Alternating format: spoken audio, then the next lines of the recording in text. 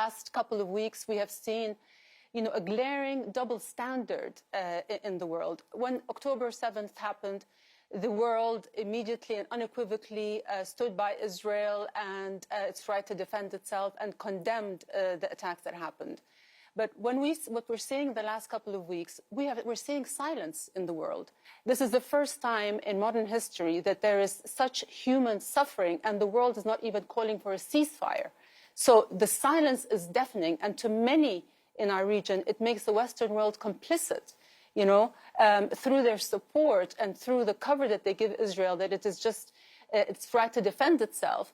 Many in the Arab world are looking at the Western world as not just tolerating this, but as aiding and abetting it. We condemn the killing of any civilian, whether Palestinian or Israeli. That is Jordan's ethical and moral position. And it's also the position of Islam. Islam condemns the killing of civilians. As my husband mentioned recently, the Pact of Omar, which was issued on the gates of Jerusalem 15 centuries ago, that's 1,000 years before the Geneva Conventions, orders Muslims not to kill a woman, child, or elderly person, and not to destroy a tree or hurt a priest. So this conflict did not begin on October 7th, although it has been being portrayed as that. Most networks are covering the story under the title of Israel at War. But for many Palestinians on the other side of the separation wall, on the other side of the barbed wire, war has never left.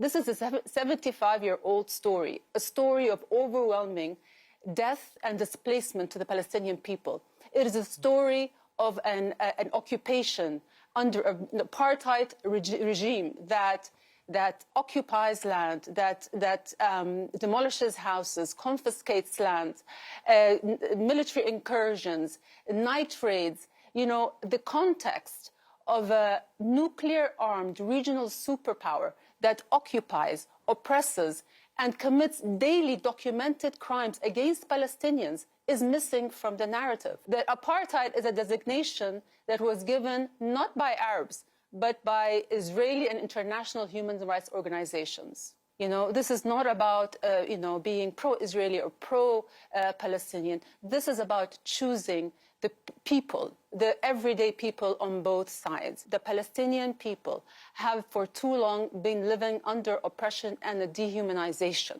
They suffer daily indignities and human rights violations, whether they're being jailed or humiliated or harassed.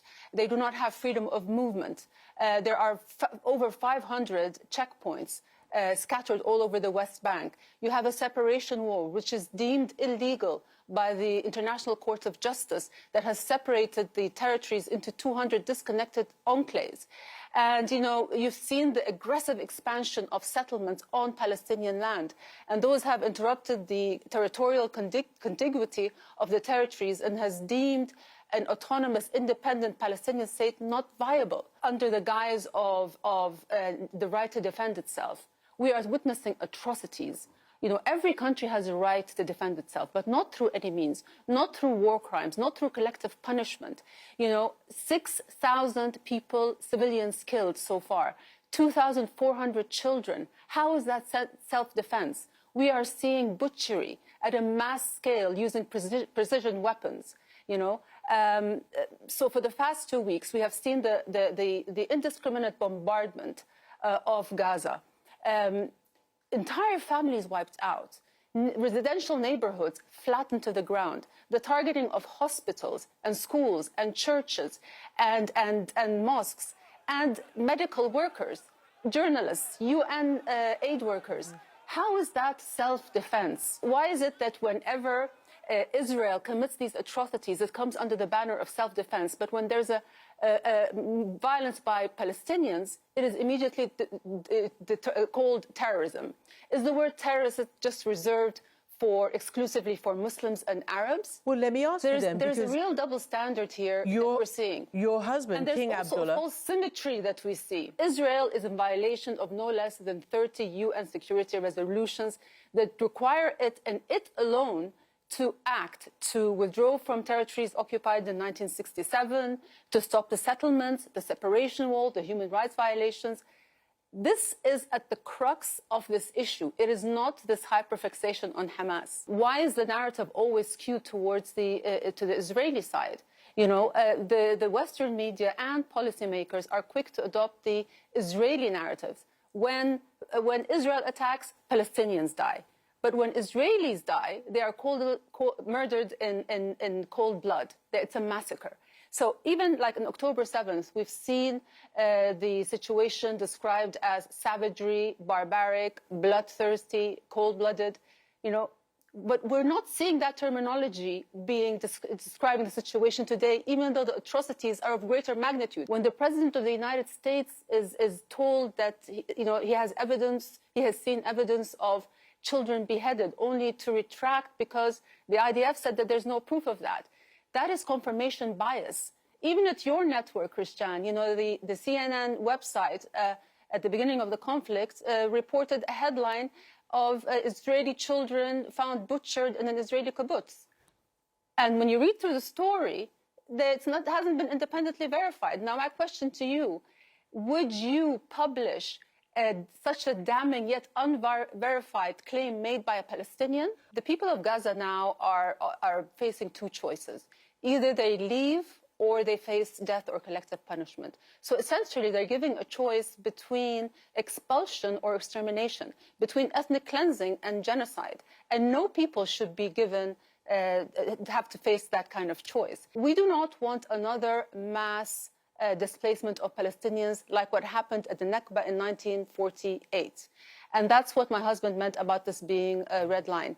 The Palestinians have the right to remain on their land. There is a sense of, do our lives matter less? You know, why is it that when people are coming to represent, you know, the Palestinian issue, at the top of an interview, they have to have their humanity cross-examined. They have to present their moral credentials. You know, do you condemn?